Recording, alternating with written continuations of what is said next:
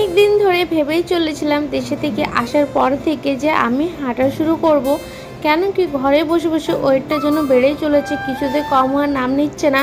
তাই ভাবলাম ঘরে এইভাবে পুরোপুরি না করে একটু হেঁটে আসি, আর তোমাদের সাথে আমি শেয়ার করব আজকের সন্ধ্যাটা আমার কিভাবে কাটলো আর কতটা আমাকে আনন্দ দিল এই প্রকৃতির মাঝে, সেটুকুই আজ তোমাদের সাথে শেয়ার করব। তো চলো প্রকৃতি আমাকে কি কি সুন্দর সুখ দিল সেটাই শেয়ার করি। আজকে সন্ধ্যাটা যেন প্রকৃতি নিজেই লিখেছিল আমার জন্য। গাছের পাতায় পাতায় বাতাসের নরম ছোঁয়া, মৃদু শব্দই দোলা ওঠা ডালপালা আর চারিপাশে নিঃশব্দতা, এসব মিলিয়ে মনে হচ্ছিল প্রকৃতি যেন বলছে আমায় একটু থেমে বাঁচো। জীবন এতটাই আমাদের তাড়াহুড়া নয়।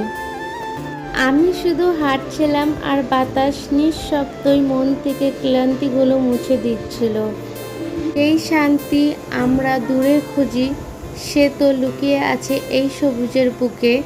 প্রকৃতি কখনো কথা বলে না, তবুও তার মাঝে লুকিয়ে আছে হাজারো কথা। আজ সেই প্রকৃতির মাঝে নিজেকে আর একবারও নতুন করে খুঁজে পেলাম। আজকের জন্য এটুকুই, আবারও তোমাদের সাথে দেখা হবে নতুন এক কোনো ব্লগে। ততক্ষণের জন্য আসি।